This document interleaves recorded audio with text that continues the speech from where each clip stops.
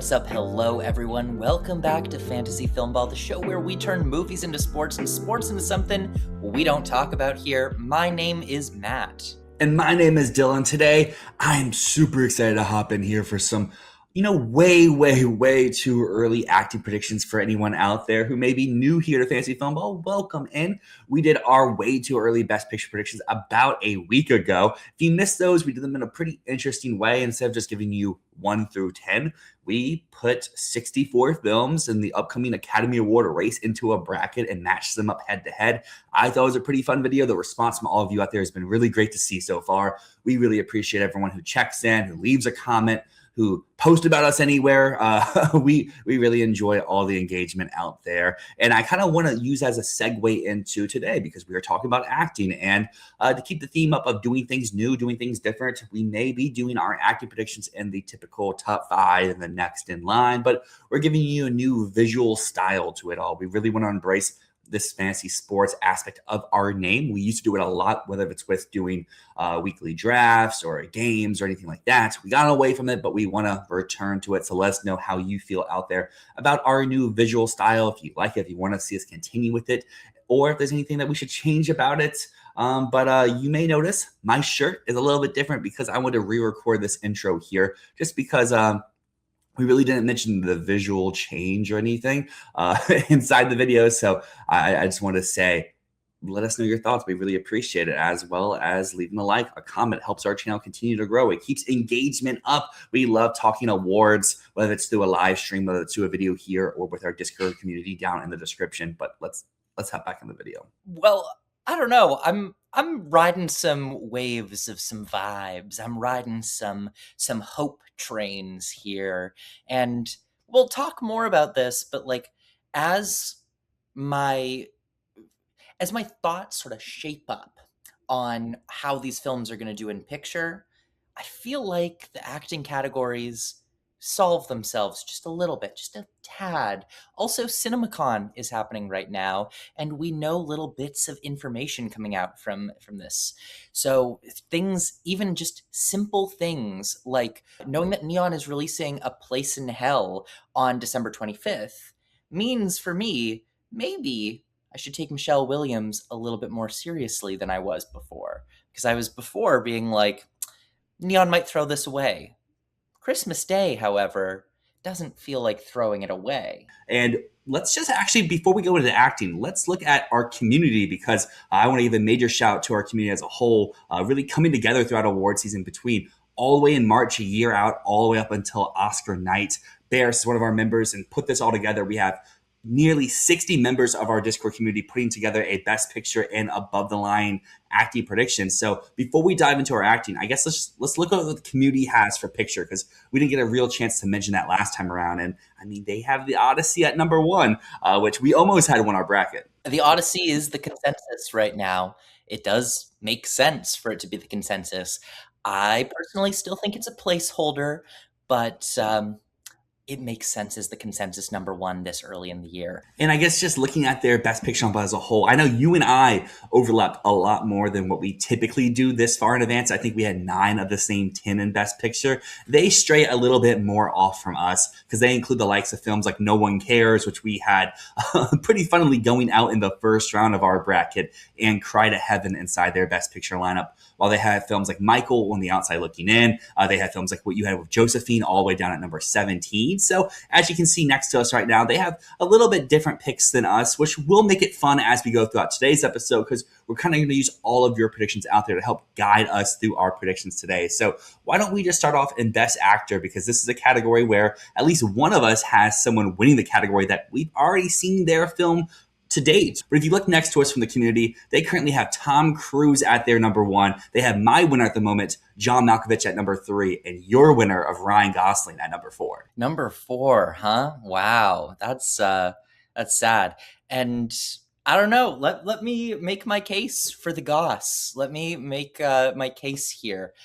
I think it's like one of the best movie star performances that we've seen in ages. And we just saw a great movie star performance win Best Actor last year. And it was something that early on we were saying, I don't know if it's possible. I mean, I denied it almost all the way to the end. And I think that sometimes you get a great movie star doing something that big, and you're looking for any excuse that it could go to someone else, that it could go to someone who's doing more quote unquote important work, who's doing something more like Tom Cruise in Digger, where it is a prosthetic heavy role, where you're getting someone like Tom Cruise and putting them into something more dramatic, more heavy than what they typically do. But sometimes you just get a performance like Ryan Gosling in Project Hail Mary that is the anchor of an entire film, that is just so fun to watch, that is undeniably impressive, even if it is goofy and silly and irreverent. The fact of the matter is, Project Hail Mary is the success that it is on the back of Ryan Gosling. That man has to hold up the entire movie with a puppet. And the puppet doesn't even have a face. The puppet is literally a rock.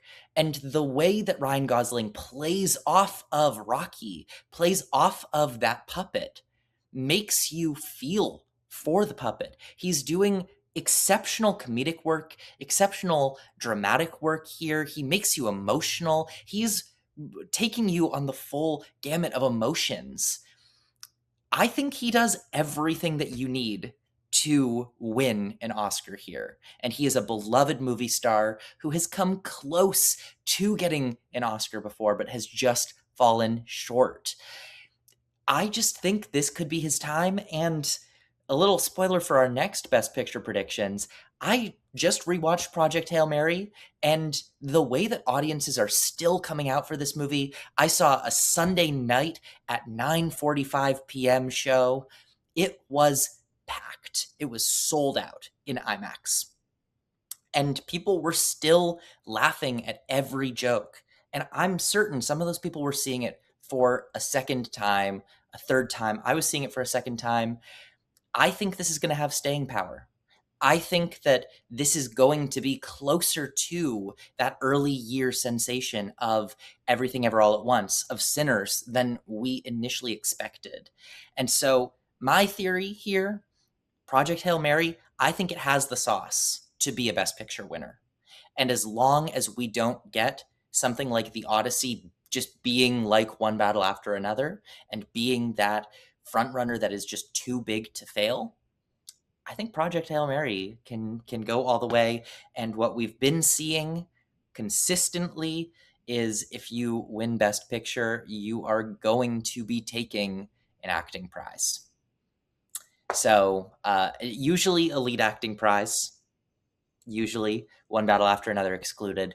But if I have Project Hail Mary in Best Picture, then I have to have Ryan Gosling winning Best Actor. Only makes sense. I also recently just rewatched Project Hail Mary. You saw it Sunday at 9:30. I saw it Sunday at 10:30 in the morning, and it was just as packed as what you're saying your IMAX journey was. And just like you were saying, people were locked in and riveted all the way throughout the movie. And I do agree with you that this is largely a one-man show.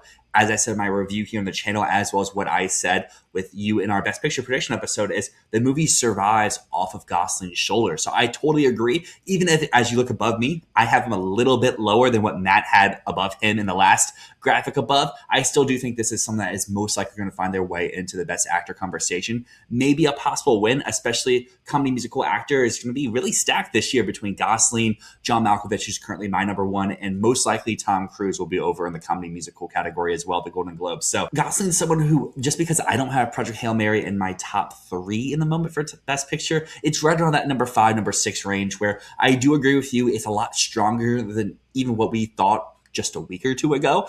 It's just how strong and top heavy this year's of blockbuster seems like it can be, with stuff like The Odyssey coming out later this year, like Dune Part 3, and even maybe if Digger breaks into the cultural sensation, not to the point of Project Hail Mary, but it's just one where I'm not sure how much it will stay at the very top of the ballots, but I definitely agree that Gosling's a very strong early contender for Best Lead Actor. But it's just so likable. The whole movie's so likable. That is preferential ballot bait right there. Like, you put that on a preferential ballot, who's putting that below number 4? It's so charming, and it's so enjoyable. It's everything that you want a movie to be. But that's not the point of this right now. Well, let's go down the list a little bit. I've John Malkovich at 3. I'll skip over Tom Cruise because, we talked a little bit about it. Big movie star doing dramatic role, wearing a lot of makeup. It feels tailor-made to win, but I'm not going to go for that as my winner right now. I don't know. I could see an angle for it, but I can see also an angle for Tom Cruise just being like Timothy Chalamet last year, where we were like, oh, it's got to be his time. It's got to be his time. And then it was not his time. It was not his time. And he lost to a movie star who held an entire movie on his shoulders. So anyways, number 3, John Malkovich. You have it number 1.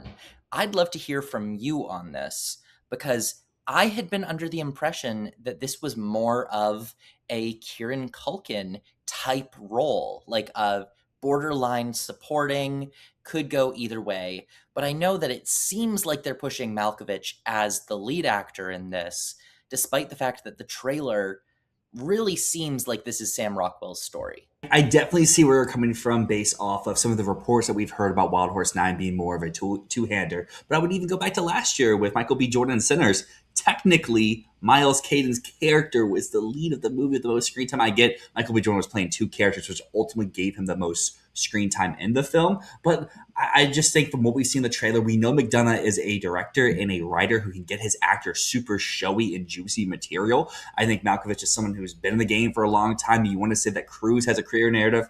I would say Malkovich does as well. And he also doesn't have the questionable past that someone like Tom Cruise may have. Well, everyone loves Tom Cruise nowadays. You go back like 10 years and people saying he's the weird Scientology guy jumping up and down on a couch where, like you mentioned with Timmy, where Timmy seemed destined to win the early season. The Critics' Choice, the Golden Globe goes from her. But when we get into the more industry prizes, they kind of go like, no, let's go with a film that we like more. Let's go with a film that we enjoy more and a performance that just speaks more to us. And I just think between these three movies that we talked about so far, Project Hail Mary, with Digger, with Wild Horse 9, Wild Horse 9 is the one I think will be the strongest by the end of the day. It's something that you and I talk about all the time here on the channel. Stronger film typically wins out in close races. If, like, let's say Tom Cruise wins CCA, Malkovich wins Globe, and they each have one going into the next stage. And let's say one takes BAFTA, one takes SAG, same one, say forth. But yeah, just going back to what we know about the film so far from the trailer, from the articles written about it, it does seem kind of like a two-hander where maybe he could be pushed over to supporting. But I just think there's more to that character than what we've seen in the trailers. It hints at something more. We don't know exactly what that is, but if it is the real emotional driving force of the film, then I think Malkovich could kind of overtake some of these other people and be the big driving horse to really propel Wild Horse 9 to be a top 3 film in the Best Picture race. Yeah, I guess in a way, because everything about Wild Horse 9 reminds me of McDonough's first feature film, In Bruges.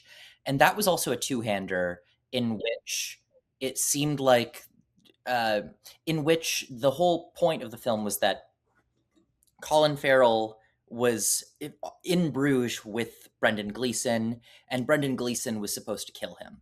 And the vibe that I've kind of got is that like Colin Farrell was the lead of that movie. And I feel like John Malkovich could be that character where, he's the emotional core, he's the one who is sort of at risk, and we might see the story through the eyes of Sam Rockwell, but I feel like John Malkovich might be the core of it. He might be the Colin Farrell in Bruges. But we'll have to see. We'll have to see. But I think Malkovich is a really good guess at this point. I mean, we know that Wild Horse 9 is going to be a thing. Searchlight is giving it everything. It seems primed to get a push. And if it gets a push, I mean, McDonough movies do really, really, really, really well with actors. So we can kind of count on that to happen again. I also have Hans Zischler in Fatherland in here. Now, I've cooled off on Fatherland just a little bit. I had it as my Best Picture winner when we did our video. Hearing more about it from the Cannes lineup announcement, the main vibe I'm getting there is this film is very intellectual. And I think it's going to be great, but I think it's going to be the fear that any international film will have going into the Oscars, which is that it resonates with the head, not the heart. And yeah, I really think that. Uh, I mean, I still think Sandra Hüller. We'll get to that. Sandra Hüller will likely win for that role in Fatherland, but I think that is partially going to be on the back of what an astounding career she's had lately. Like, she has 4 movies in contention this year alone. Like, that's going to be pretty amazing. But Hans Zischler, I don't know if it's going to be a lovable performance.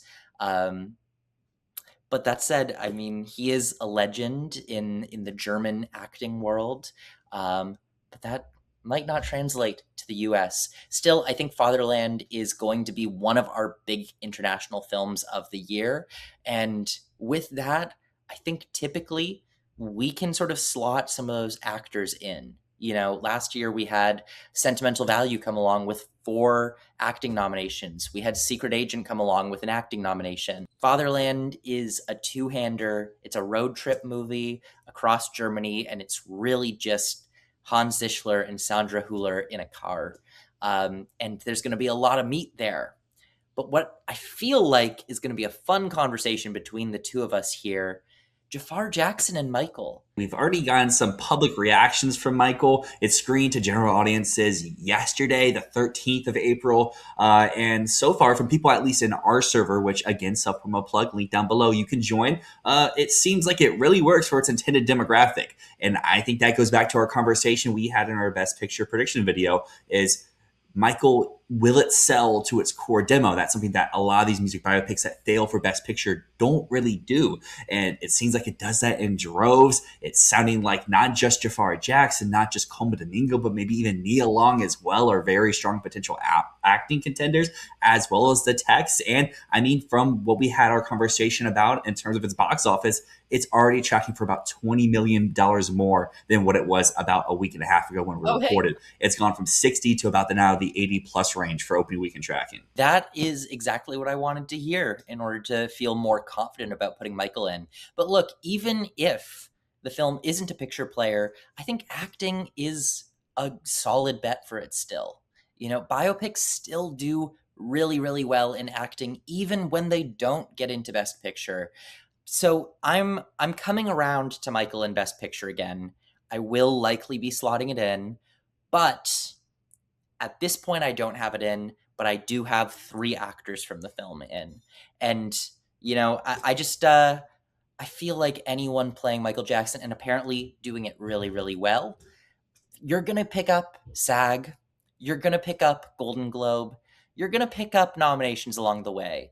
So, you know, if I'm predicting precursors for Jafar Jackson, I might as well predict the Oscar nomination as well, because, I mean, we don't have another biopic here. Well, we do, Hans Zischler, but different biopic that does not really fall under the criteria that I think of a biopic with. So, yeah, Jafar Jackson comes along. I don't know. What do you think, Dyl? Is Michael all or nothing, or is it possible that this is like a big in the acting categories without needing to be a major picture player? I mean, you're kind of describing it as a Sorkin movie, which, I mean, Sorkin movies inherently have a large portion behind them of people who just love it, as well as people who despise them. And you can kind of say Michael Jackson, as a topic himself, has those same backings behind him. We've already seen just from those screenings from the other night, where maybe people in our server are head over heels from it, but people in some other award spaces are saying it's one of the worst movies that they've seen of the decade at large. So it really goes back to the whole Maestro conversation we had here on the channel a few years ago, is knowing who is giving you this information. What are their thoughts on these type of movies? The person saying that's really bad does not like music biopic films. They often rank as their least favorite of the Best Picture rankings. The person who said it was exactly what they wanted typically puts them in the upper half of their Best Picture rankings. So I just think what we've seen, what I talked about in our video, Michael just has to do enough. It's seeming like it's going to do that. So for me, it's enough for a Best Picture lineup of 10, especially when you have potentially 3 acting nominations as well as 2 plus tech nominations as well. You're getting up to like that 6, 7, 8 nomination range. Picture could basically come along with it. The one thing I will say about our acting lineups here, at least for lead actor, we're 5 for 5. I don't like that. I was expecting to come in here with at least one different, because it's like, oh, he had Michael at like 20 something in Best Picture. But the person I thought that we would have different is Matt Damon. He's currently my number 6, but I look at your list here. You have him down at number 11. Yeah, I'm feeling like The Odyssey is not a movie that needs acting contenders. You know, um, it is a big epic, and it's an action movie, and it feels to me much closer to Tom Cruise in Top Gun Maverick than it is to Michael B. Jordan in Sinners or Ryan Gosling in Project Hail Mary. It's a movie star performance, but it's an action hero performance. And I can't think of the last time that an action hero got a best actor nomination. I don't know. I just feel like this is not going to be the type of movie that needs any acting to be a big best picture player. And so to me, I'm not really considering it in any acting category whatsoever. So if you don't have Matt Damon as your first out, who are some people who you don't have in your top 5, but you're like, oh, if I had more space, I would love to kind of fit them in here? Yeah, there's only two that I am like, ooh, I could see that happen. Sebastian Stan and Fjord. I mean, it's a largely English language performance, some Romanian, but it is a foreign film performance. And like I said with Hans Zischler, we're seeing more and more of those break through. If you're in Best Picture, you're there as well. And I do have Fjord in Best Picture. Actually, currently, I have three international films, two neons, one movie. And Sam Rockwell, man, I just don't know what's going to happen. Is he going to go supporting? Is he going to go lead? I think it would be much easier to get supporting, but he does not seem like a supporting character in this film at all. He really doesn't. And so I think if he is put in the lead, tough luck. I think he's going to be left out.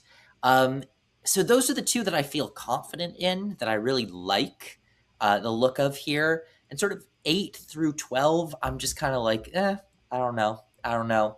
I mean, I don't even know if Nicholas Hoult is really the lead of Cry to Heaven. The description of the film makes it sound like it's about Owen Cooper's character, the young boy in the film. So I don't know. I don't know. But I feel like having someone representing Cry to Heaven makes a lot of sense. I don't know if it's actually Nicholas Hoult. Likewise, Jeremy Allen White's character in The Social Reckoning, I'm not currently buying is a lead role. I have bought that Mikey Madison is the lead of the film, not Jeremy Strong. I do have Jeremy Strong in supporting, but I don't know yet about Jeremy Allen White as the one of the lead characters of this movie. And also, I will once again stand up against Jeremy Allen White propaganda. I feel like last year you and I really railed against the whole idea of him being a major contender for Springsteen, and we ended up being right about that. But I don't know. I'm he'll have the right role one day, but I don't think it's going to be this either. And then we just know so little about Jack of Spades. So Josh O'Connor, you're left down below. And the only way I can see John Turturro for The Only Living Pickpocket in New York is just if the category ends up being really, really, really weak and there's just room for a legacy actor to just pop his way in. John Turturro has a lot of goodwill. I don't think he's ever been Oscar nominated.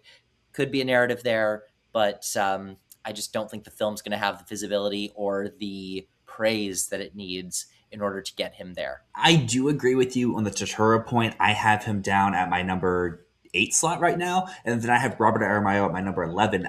I just think year after year we see SPC come back with contenders that they debut either last year or in like Q1 at an early film festival and bring back at the end of the year that we continuously see them just get those nominations. While I don't have either of them in here, I want to keep them in my top 12 in the event that they do re-show up. Like Robert Aramayo could easily show up at the Golden Globes, maybe nowhere else because he already got the BAFTA win, but he could get at least one precursor this time around. And then Turturro, like you mentioned, has the industry love. That's a film and performance that people seem to really like early in the year. It's just like you said, will it really stick around till later in the year? Because unlike Blue Moon, unlike Living, it's not really based on either an iconic person or an iconic novel.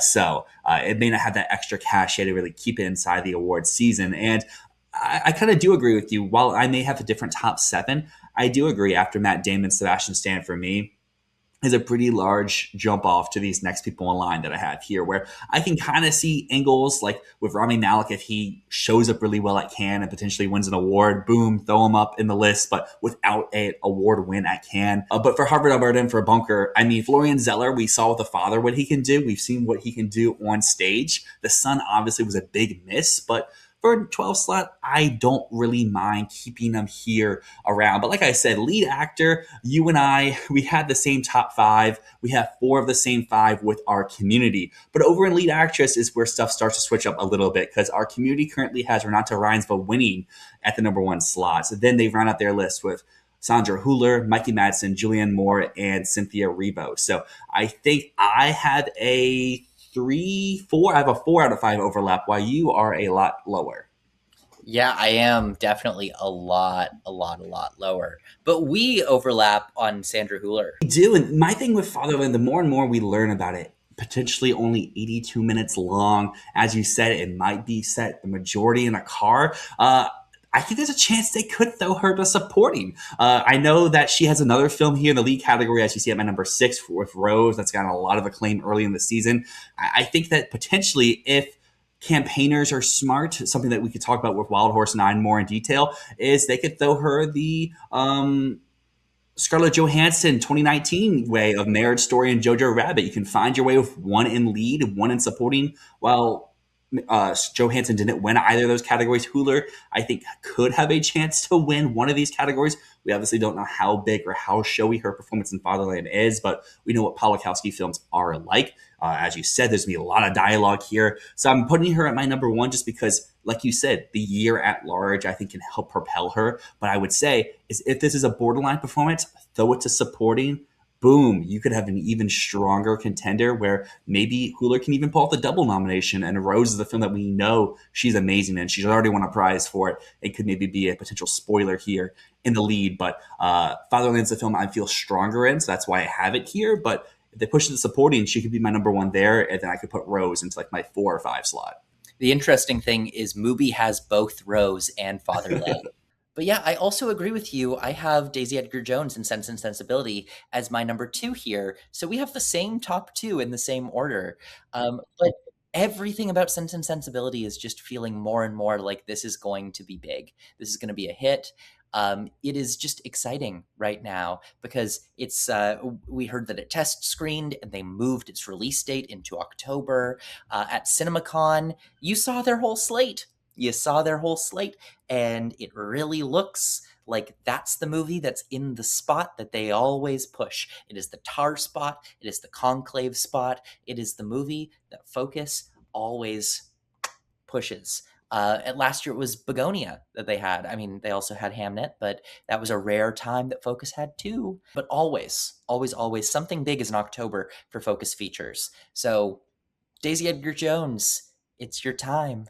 It's your time to shine. But here's where we break off from each other. You have Cynthia Erivo for Prima Facie. Personally, I don't believe that movie is anything. So I have left her. I think she's down at like number 14 or 15 on my list.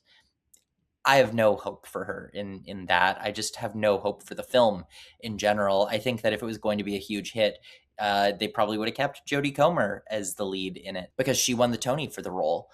Maybe that's narrow-sighted. There's been a lot of actors that have won the Tony Award and then a different actor comes into the movie version and then wins the Oscar in the role.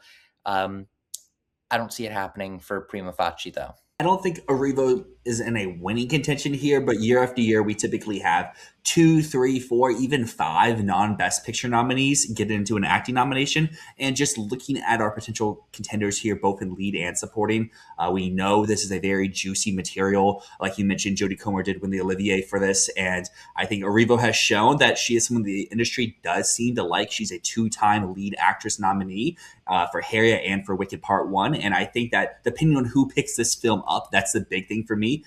I will say time and time again, that's the reason why you didn't see Cry to Heaven in my acting predictions for lead, and you won't see in supporting is I know nothing about that movie. I'm not keeping it here. My one difference will be in these scenarios is when at least we know roles. Cry to Heaven, we don't know who's playing who. At least we know Arrivo's in this role. We know that it's shot. We know that it's done. We know that it's most likely going to hit at the fall festivals. I would love to see maybe someone like Sony Pictures picking this up, maybe someone with a good awards track record, but this goes to like Roadside or something. I know Roadside got Pamela Anderson close, but not into the category. I'm kind of just banking on this being a Revo, someone who has shown time and time again she's really good in what she does do, and that this material is pretty juicy, as I mentioned before. It's just, is it enough? And I'm just looking here at lead actress, and as you see my top five here, as you mentioned, Daisy Edgar Jones is my number two. Feel very strong about that for everything you mentioned about focus, as well as this is a previous Oscar nominated role in a film that we know, in the material that we know people really do enjoy. So there's no reason to doubt her. So my top two, I feel good about. Three, four, five. I don't really know, and I don't like that I'm kind of going into consensus. But when you look down to my six and below, it's just a lot of stuff that I just feel less confident about. Because yeah, Rhinesville, we know about her. We know that the industry does like her. She just got sentimental value. Worst Person, such a film that people adore.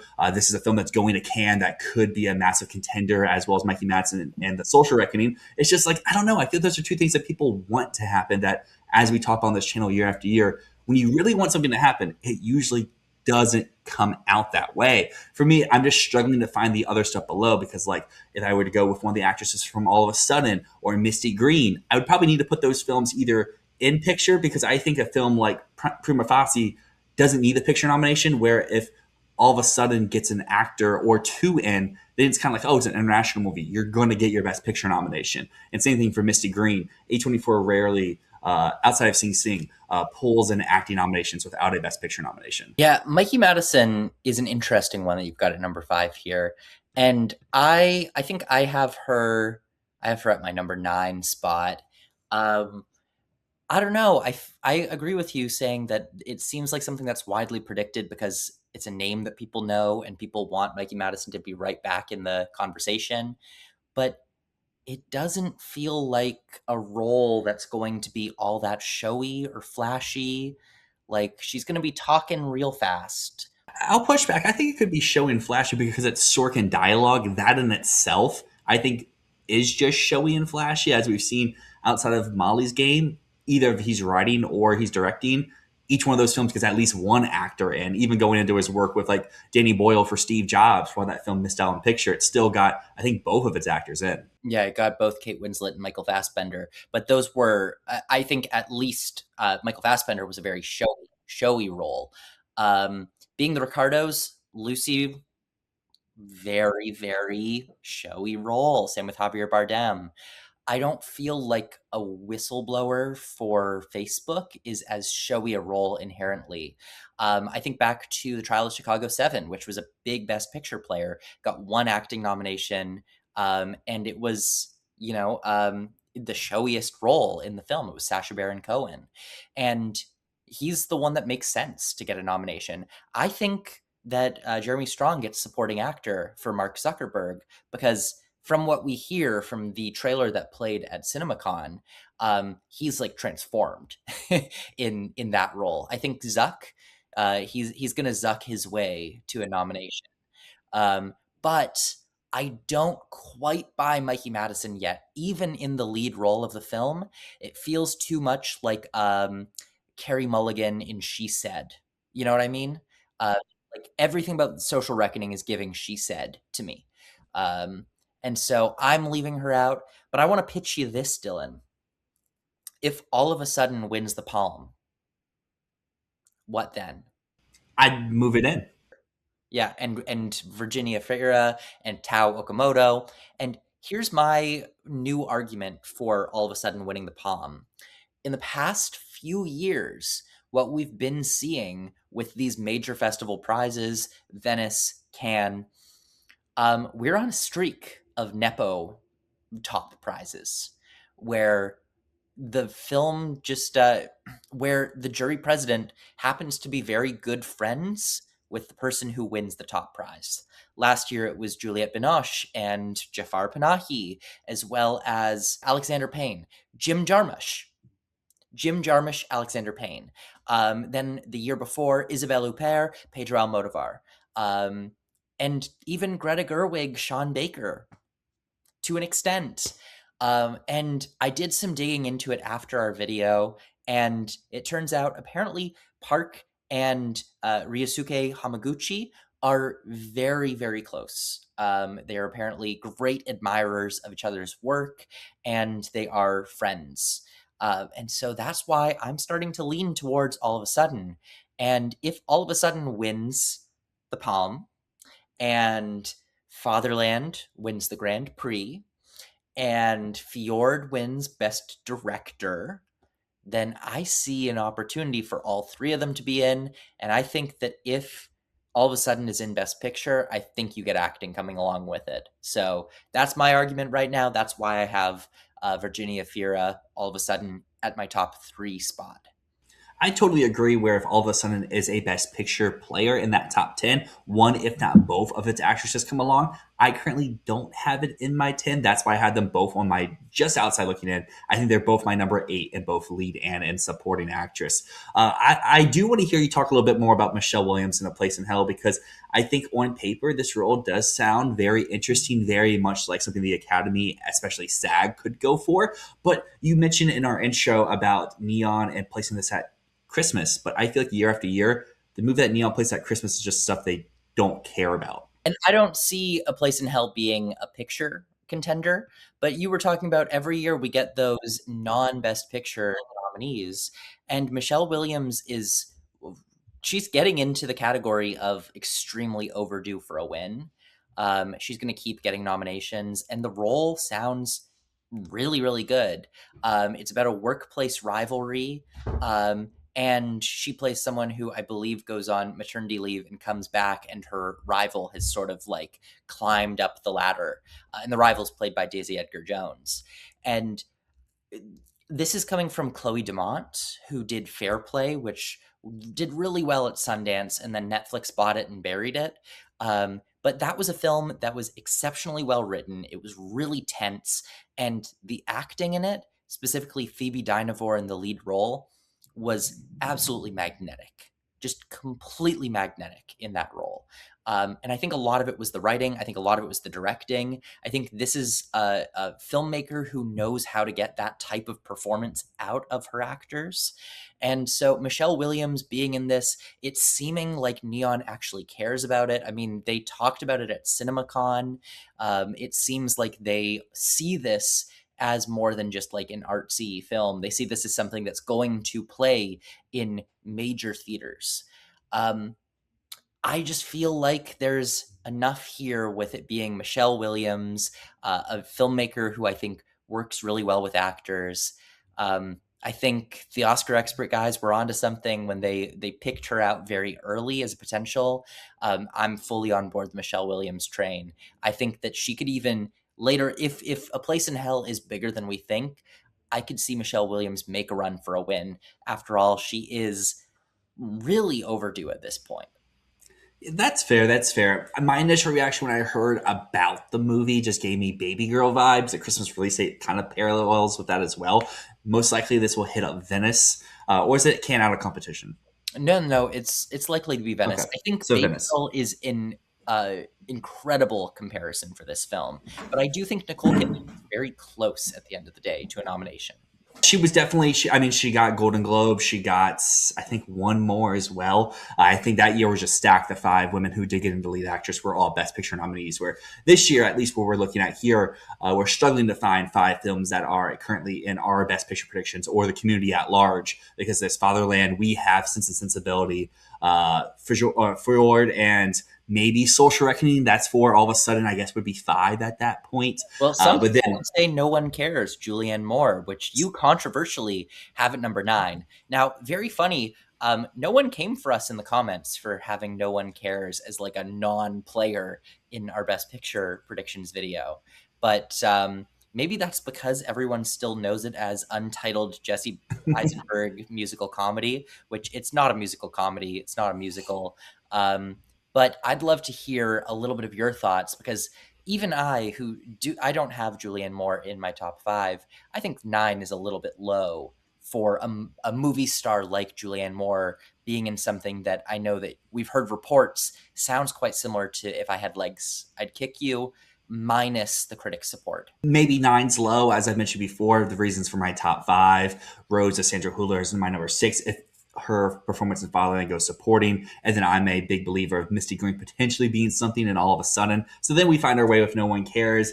But I mean, you go into Awards Expert for like a week, the top reacted post was someone just dogging this movie, saying it's one of the worst films that they've seen of recent memory, and saying how much they did not enjoy the film. We personally know someone who attended a screening who did enjoy the movie, but just didn't see this as much of an awards play whatsoever. They really described their performance as like kind of Julianne Moore starts off kind of clueless and then kind of goes more and more mad as the film goes on, which I do think hearing their take could lead into something more awards baity, especially for like SAG, Golden Globes as well. It's just in terms of A24, as I mentioned before, we kind of see year after year, they're not amazing at handling multiple campaigns, especially above the line. Sing Sing, they still clung on to Adapted and Coleman, but you could argue that that film should have had even more above the line, and it still just walked away with two above the line nominations.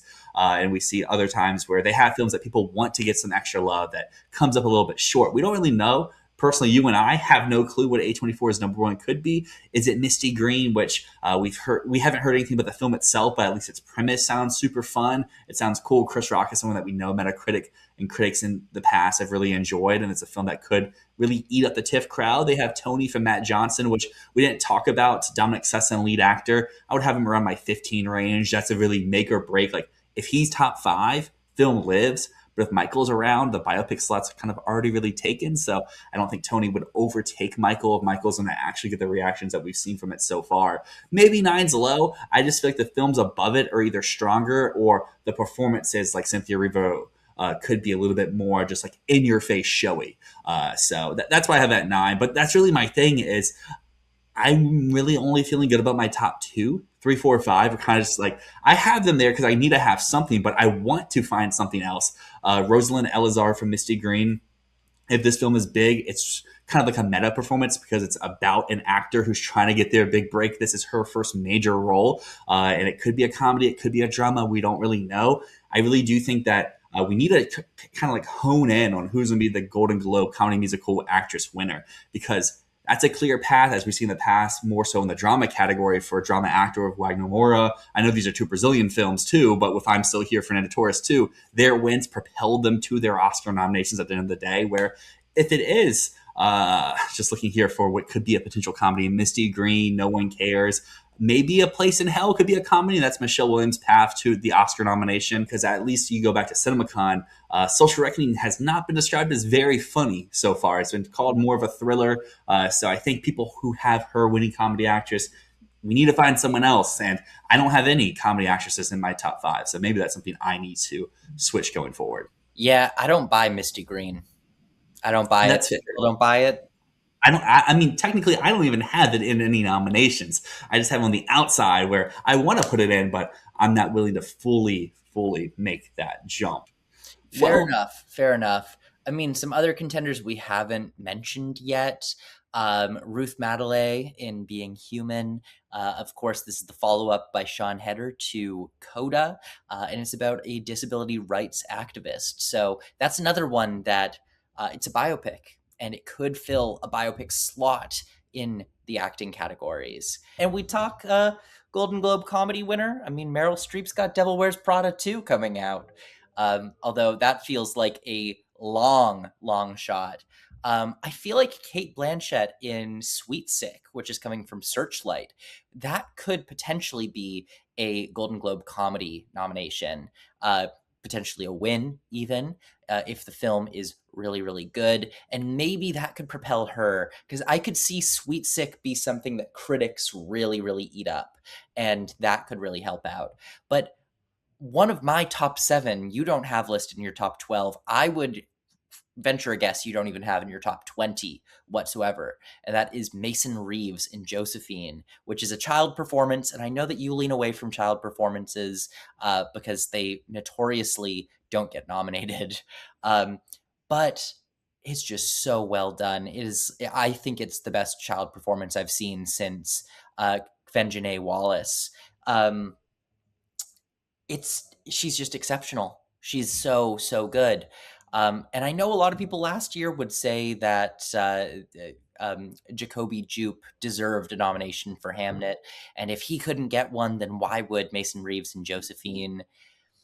And like I see it, but I don't know. I feel like she's gonna be winning critic prizes.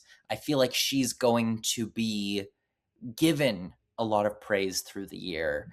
But it's coming from Sumerian. Can they pull off a nomination for a 6-year-old? Maybe not. I don't know. That might be a little bit of a reach. But still, I think that she's going to be in the conversation. I guess for me, it really just puts into the hypothetical of we take the modern Academy sensibilities, but we take it all the way back to Room with Jacob Tremblay. But the biggest difference there is Room had a real distributor behind it. We don't know how strong Sumerian is yet. Where let's say Josephine was with a Focus Features that we know is consistent and strong. I still don't know if I would have her. I would have her in my 12, but I wouldn't have her towards my top 5 just because, as you mentioned with Jacoby Jupe, we can even include people like Dominic Sessa or Chase Infinity or Gabriel LaBelle, who are a little bit older but were in strong top 5 Best Picture players who Chase Infinity got close. She had every precursor for missed the nomination, but the other two couldn't even get a precursor. I think maybe Sessa got one, but I know LaBelle didn't get a single one for the Fableman. So it's just like it's something I wish the Academy would go more for of younger performers, just because it's like if they're the best, you should just give them the recognition. But we've seen them really resist it. So unless it's like undeniable win contender, I just don't think the Academy makeup is going to go for a more youthful performance. Well, But here's my argument here. I think that there is a bell curve of what the Academy sees as impressive in a child performance, because of course we did have Kvenjene Wallace getting in as a 6-year-old back in 2012, and I think that once you get past a certain age, Jacob Tremblay kind of challenges this for sure because he was in Room, probably should have been nominated. But I think that there's a thing where if you're really young, they're like, "Oh my god, it's so impressive that they got a 6-year-old to do that." And then when you're like 12 or 13, all the way through your like teenage years, even early 20s for like Dominic Sessa, they're like, it's nothing. Um, I don't know. I don't know. I just look. I feel like Mason Reeves has the sauce for some critic wins, and maybe it doesn't happen. I'll also push back. When Room came out in 2015, that was A24's first Best Picture nomination. Like at that point, they had not proven their stuff at the Academy Awards. So Sumerian, we don't know if they're going to be the next A24 or if they're going to be the next Bleecker Street. We don't know yet. I mean, if you're talking about age, let's go to supporting actors. The category last year, until Amy Madigan crashed the scene at the end of the day, was going to have like 5 people all under the age of like 35 getting a nomination for. If you look at our community here, they definitely aren't skewing that young this year. Sandra Hüller for Digger is their number 1. They had Anne Hathaway for The Odyssey at number 2. And you see the rest of their top 5 as well as the next people in line. But if you come over to our predictions, at least I'll start here before I hand it off to you. There's no one here I want to put up my number 1. I may have Anne Hathaway right now for The Odyssey, just due to the fact that there's no one else I want to put at number 1. I can't make a good case for anyone else. So I hand it over to you. And I see who you have, but I'm interested to hear, in addition to just her, who else may you make a case to potentially win supporting actress a year in advance? I'll make a case against Anne Hathaway in The Odyssey. Have you seen how Christopher Nolan writes female characters? Yeah, But I mean, you could say the way he writes characters in general before Odyssey too, in terms of getting, or before Oppenheimer too, in terms of getting an acting nomination besides the Joker. No, but that's the thing. Like, uh, the Odyssey is not going to be Oppenheimer. It is a big adventure movie that has more in common with Life of Pi. Like, it's a dude on a raft. And Anne Hathaway, I believe, is playing the wife at home at the end of the journey. But to me, that's not reading as a nominated role. And like I said before, I don't think The Odyssey gets a single acting nomination. I think that it could get every other nomination possible. I don't think acting is among those. So to me, Anne Hathaway, I have no confidence in it. Um, I mean, again, Christopher Nolan, his weakest point is writing female characters, and I don't think that the character that Anne Hathaway plays is a really strong character to begin with. I think Nolan is going to write himself into some cliches there. I think. Um, so yeah, I don't see it happening. Maybe I'll be wrong. Maybe the Odyssey will be a big acting contender in all categories, and Tom Holland will get in. And but I don't see it. I just don't see it. So to me, Anne Hathaway all the way down at number 10. Meanwhile, I've got Tao Okamoto all the way up at number 1. And like I said before, I think all of a sudden wins the palm. I think it wins the palm on the back of two incredible performances. Okamoto is playing a cancer patient who like has a life-changing friendship with the boss of a nursing home. That's Virginia Fira, and Okamoto plays a playwright who is at the end of her life, and I think that it's going to be emotional. I think it's going to make people cry, and I think it's going to be full of subtlety. And look, I think Drive My Car should have gotten like 2 or 3 acting nominations. I would have given it a win in the supporting actress category for sure, for sure. Um, and so I don't know. I think that Hamaguchi has what it takes to get an acting nomination for one of his actors to write a role that requires something like that.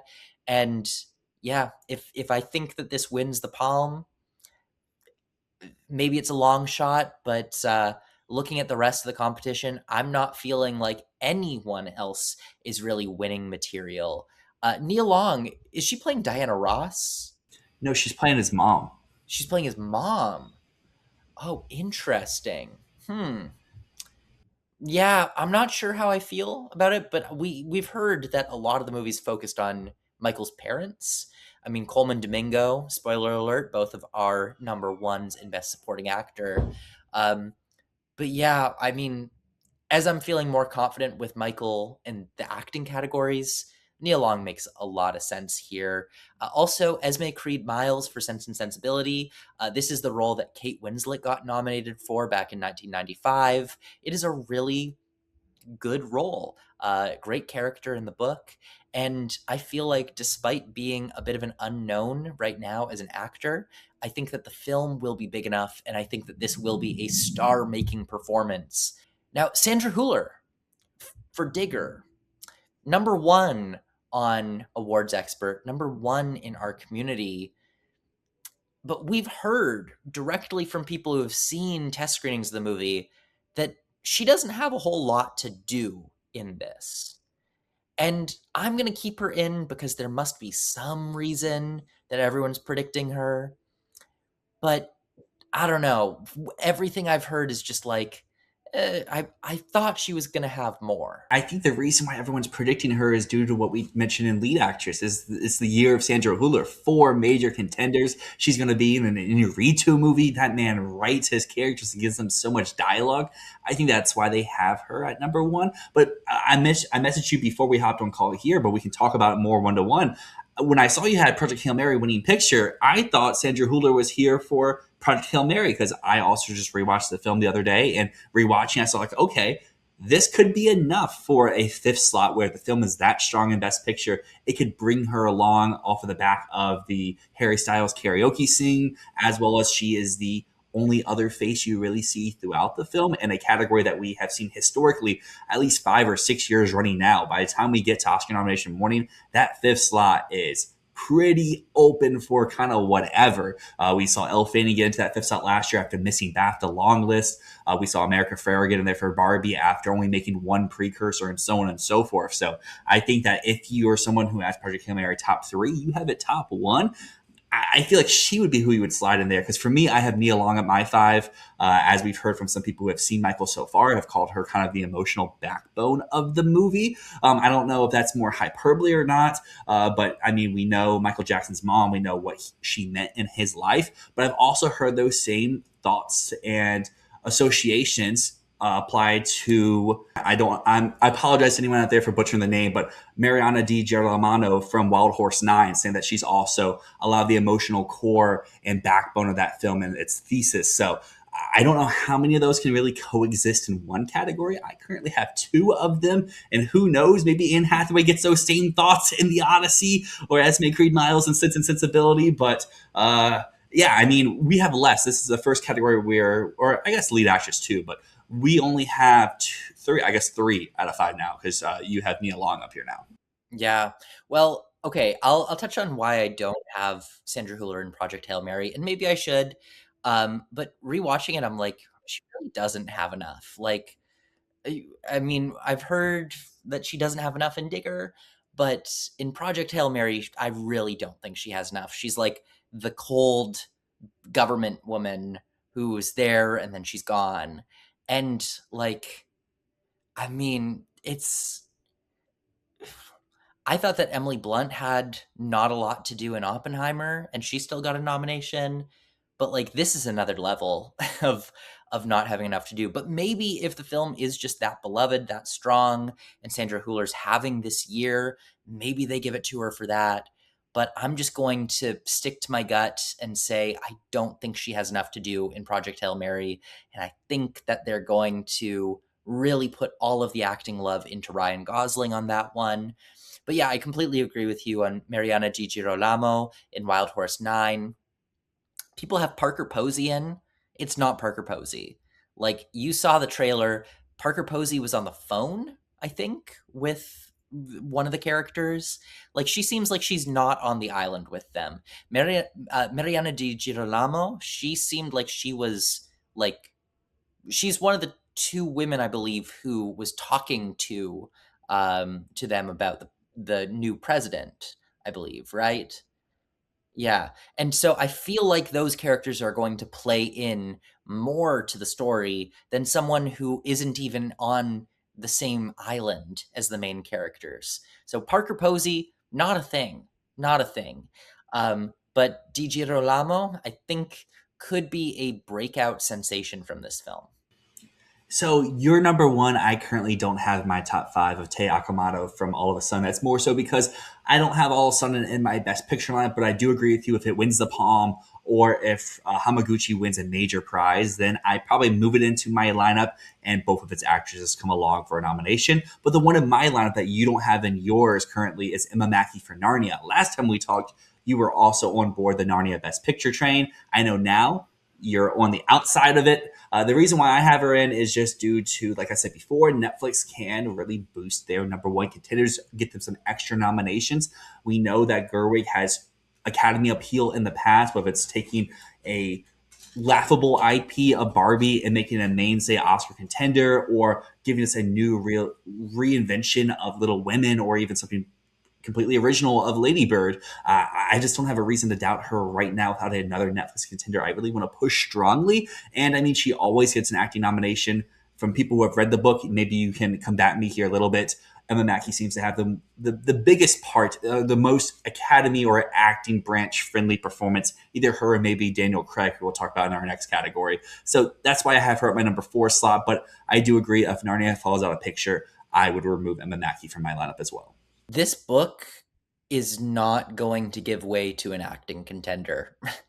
Like, the source material would need so many changes to be in that sort of conversation at all. I think that this would much more be like our blockbuster movie. If this is a Best Picture player, it's our Best Picture movie that gets in on tech support and not on anything from the actors branch. And I know that Gerwig has done well in the past with this. I know that Barbie seemed like something that might not be an acting contender, and then it was. But The Magician's Nephew is not going to put out acting contenders. Maybe if it was The Lion, the Witch, and the Wardrobe, and Emma Mackey was playing the evil witch, maybe. But for The Magician's Nephew, I do not see any role from what I remember of that book. This is not going to have acting contenders to it. So that's why I don't have anyone from Narnia in any of my acting categories. If we flash back a year ago, I feel like we both didn't have Frankenstein for any acting nominations as well. And I don't think Emma Mackey will be Jacob Elordi, but I think that behind the Netflix machine, if this is their best picture push, I think they could get her into a lineup of five. I'll give shout outs to Eva Victor and Behemoth. I think Behemoth could be bigger than what we expect at this point. And Eva Victor is riding on a wave of love from Sorry Baby. I feel like if someone from Jack of Spades is in, it's not Frances McDormand, it's Leslie Manville. I feel like Frances McDormand is in a point in her career where she's going to ask to have smaller roles in films. I feel like this is going to be a women talking situation where she's not going to be one of the big main characters of the film and will take a much smaller character part. Also, Daisy Edgar Jones, A Place in Hell. I mean, if I have Michelle Williams in, gotta have Daisy Edgar Jones on the outside looking in.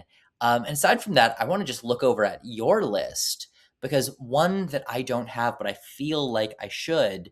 The Invite is a four-hander, like it's four actors going at it, and you're totally right. Penelope Cruz could be it, but I also wonder in a ensemble of four like that, where it doesn't seem like anyone stands out over anyone else, how would we find who the pushes are in each category? As far as I know, I think they're all supporting. I'm more so just going based off of the people that we personally know who went to Sundance, who saw it, like Ryan Castellan, as I mentioned before.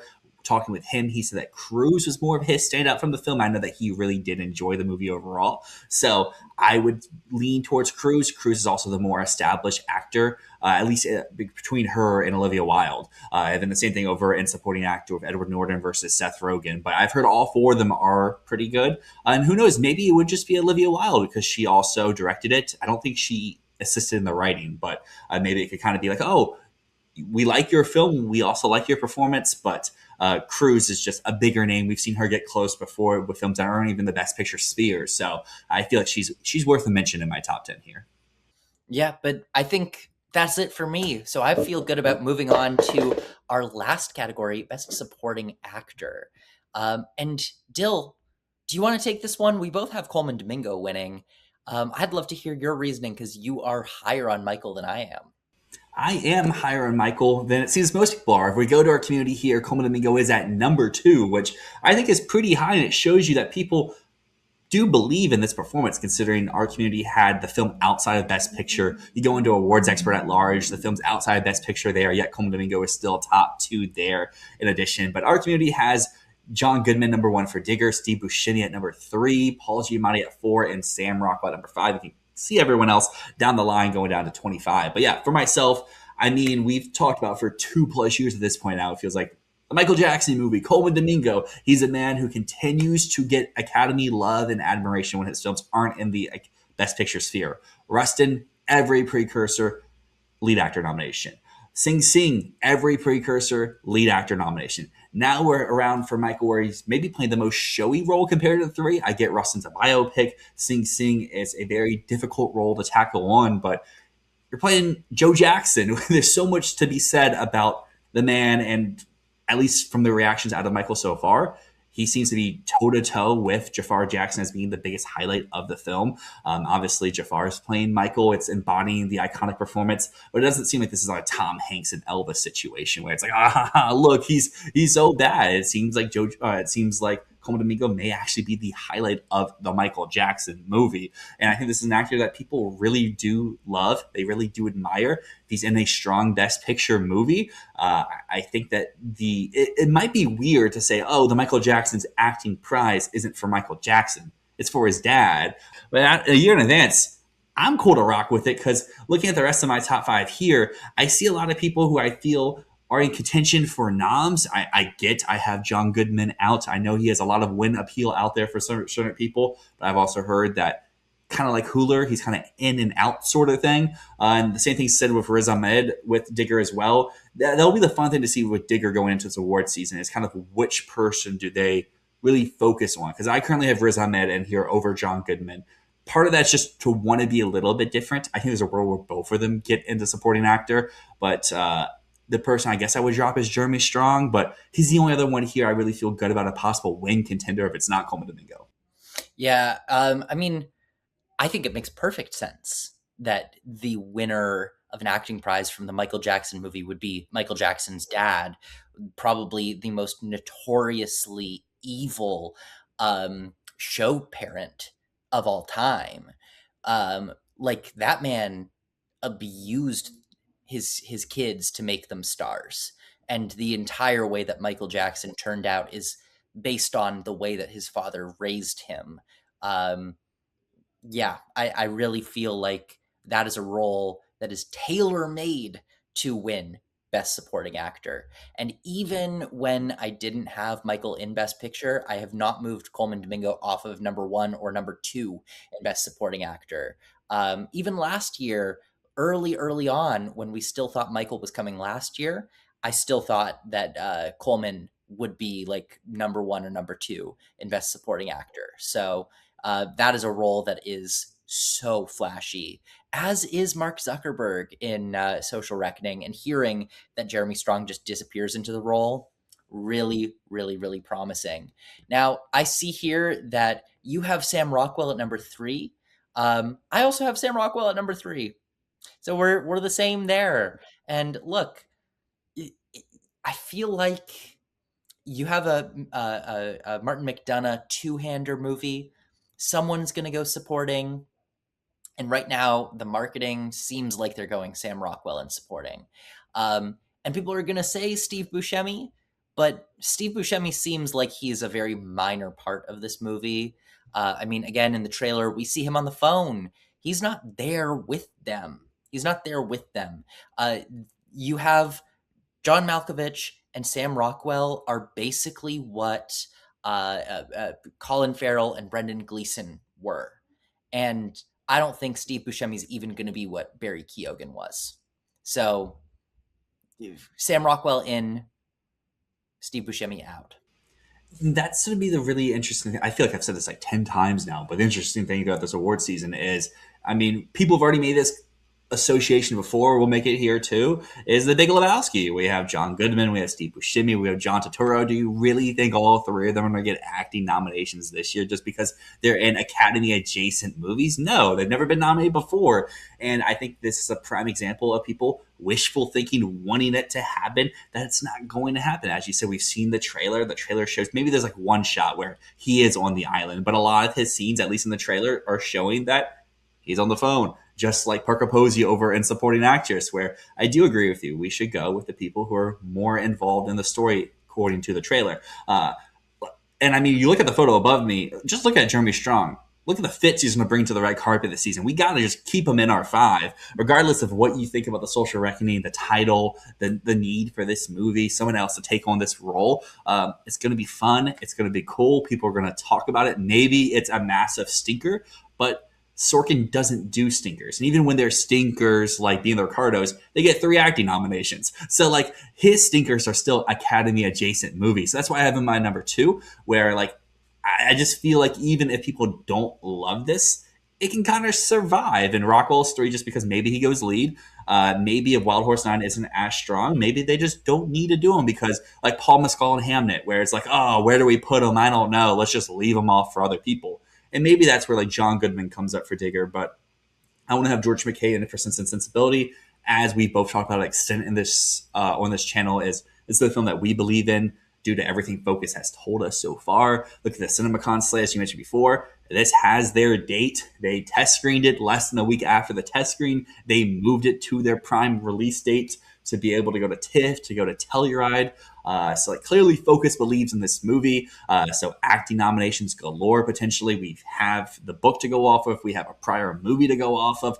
George McKay is someone who's been in the sphere before. Maybe can say him for Cry to Heaven, but again, I'm avoiding all things Cry to Heaven until we know who's playing who. And yeah, so for me, I'm leaving John Goodman out. Maybe that's not smart, because some people have said who have seen the movie says that he could win. But I also think that kind of goes to is like, how big do you think Digger is going to be? Is it winning 2 acting prizes? Is Goodman going to win, but not Tom Cruise? But maybe I should have both of them in. But then I don't know who to take out above. Yeah. Well, here's the thing with George McKay in Sense and Sensibility. It is the biggest male role that he's playing. By the way, Sense and Sensibility, my favorite Jane Austen book. But despite the fact that it's the biggest male role, it's still a male role in a Jane Austen book. This story's not at all about him. It's about the two sisters, Eleanor and Marianne. Um, and so like the 1995 Ang Lee version. Emma Thompson and Kate Winslet both got nominations. The person who played that role, which I believe was Alan Rickman, I might be mistaken on that, because this is John Willoughby. Um, he's playing John Willoughby. I don't remember who played John Willoughby in the 1995. Might have been Alan Rickman. Didn't get a nomination. George McKay doesn't need a nomination for this. It's not a role that needs a nomination, but if the film is particularly strong and if the year isn't all that strong, then he absolutely could be nominated. I just don't feel all that strongly about the roles. That's why I have him out right now, despite having Daisy Edgar Jones and Esme Creed Miles in my top fives in their respective categories. But yeah, you're right. I mean, maybe we see a return of a double nomination and we get both Riz and John Goodman. I just feel like, man, John Goodman, to never be nominated for an Oscar and having the career that he's had, absolutely ludicrous. Ludicrous that has happened. Digger is just such a question mark for me, because it goes back to what I say time and time again on this channel, is knowing who you're getting your sources from. And we have so many different people talking about Digger on all ends of the spectrum. Some saying Goodman could sweep, some saying Goodman probably isn't even top 10. It's like, what to really read off of what you've heard about this movie. And I want to do something different. So that's why I have Riz, because people say that Riz is the most screen time of the supporting players, but maybe not the showiest of the supporting players. But if you go down the rest of my list, I know you mentioned that the Narnia book may not be the most Academy friendly. Someone on our Discord server No out there, roles in it that are good.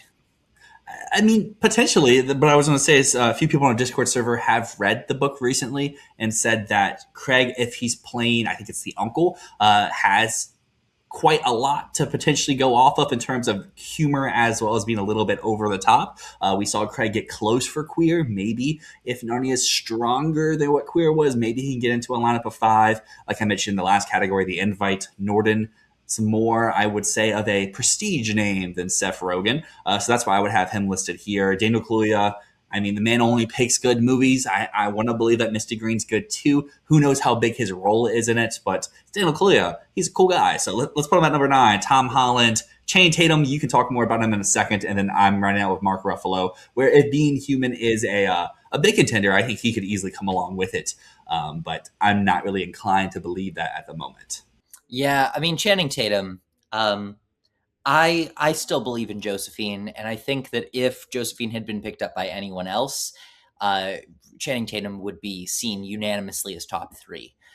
He is so goddamn good in this movie, and I think just your placement of Channing Tatum depends entirely on how you're feeling about Josephine doing. I think Josephine's going to do well. I have Channing Tatum in. If you don't think Josephine's going to do well, don't have it in. Otherwise, though, Owen Cooper in Cry to Heaven, the movie, again, it sounds like it's about the kids. I feel like he could be a really showy performance. We've seen what he can do in adolescence. But again, maybe it's the Emmy to Oscar delusion creeping in, that because he was good in adolescence, he must be good here and he must have something to do. But still, something about it feels like if there's one actor in Cry to Heaven that really stands out, it feels like it's got to be Owen Cooper. Now, I also want to hear more about Paul Giamatti and No One Cares, because obviously everyone wants Paul Giamatti to have his Oscar, and I think that there's been a push around that, especially after the holdovers. I feel like does he play the director in No One Cares? From what we've heard, going back to that awards expert post that was like the top thing for like a week there, as well as other people who have been spinning the rumor mill about No One Cares, is he plays the community theater director. And I get, to some people that might sound like a juicy role. The way I've seen described seems like he's just angry and mad, and that's all his character is. There's not much else to it. It's not like J.K. Simmons and Whiplash, where, oh my gosh, he's so in your face and I'm just blown away by how crazy this guy is. It seems like he's a guy who takes his job serious at a community theater. Who knows if that's how other people will read it, but that's what we've seen from that awards expert post. That's what we've seen from people talking about the film in detail. So it's one I'm not inclined to believe in, but I'm also very low in this movie overall. As you saw in my best picture, it's not in my top 20 at the moment. Julianne Moore's at my number 9 in lead actress. I don't even have Giamatti in my top 12.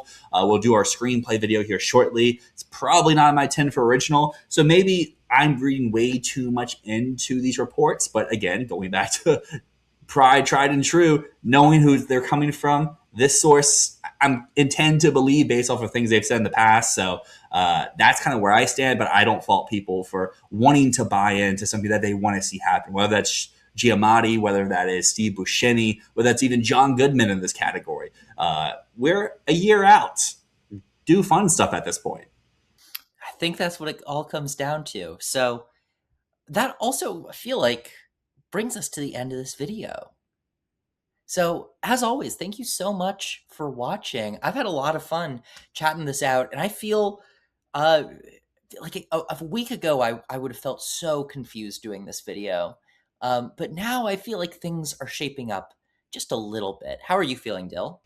Yeah, I think this video is one of the more fun ones of the year because obviously our best picture video, we have so many movies to talk about as we did this year. We did a new interesting style with doing a bracket head-to-head matchup, so many new ways to talk about films. Can't really do that for acting. So I think this episode is a nice mix of kind of just random thoughts coming from every corner where it may not be the most streamlined episode, but we had to talk about a lot of contenders in a lot of different categories where two people with different predictions. And that's what I think makes this channel fun is we're never 100% overlap, even if our best picture was 90% this year, which I still can't get over. That's crazy. I guess it's down to 80 because he took Narnia out. But still, 88, I don't want to be at 80, Well, 50. We need to I'll be be 50 in putting that. Michael back in soon, so Well, we'll reassess after Cannes, and who knows? Maybe we go to 100. Maybe we keep dropping down. maybe we keep dropping down. Anyways, thank you so much for watching. As always, my name's Matt. My name's Dill, and this has been Fantasy Filmball.